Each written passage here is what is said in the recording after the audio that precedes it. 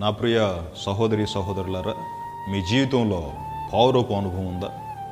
ఆది సంఘపు అనుభవంలో విశ్వసించిన వారందరూ ఏక హృదయం, ఏకాత్మ, ఏకభావం కలిగి వారందరూ కూడా కలిసి ప్రతిరోజు కూడా దేవుని యొక్క సన్నిధిలో ఆనందించిన అనుభవాలు ఆది సంఘంలో మనం గమనించగలం.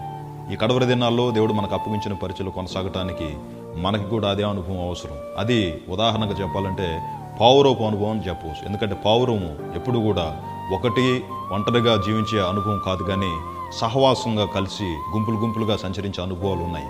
మన జీవితాల్లో కూడా విశ్వాసులతోనూ, పరిశుద్ధులతోనూ, సేవకులతోనూ, సంఘబిడ్డలతో దేవుని యొక్క అనుబంధం కలిగి ఆత్మానుబంధాలు కొనసాగాల్సిన బాధ్యత నీ మీద నా మీద ఉన్నదన్న సంగతిని మనం గ్రహించాలి. కనుక మన ఆధ్యాత్మిక జీవితంలో సహవాసానికి విలువనిద్దాం.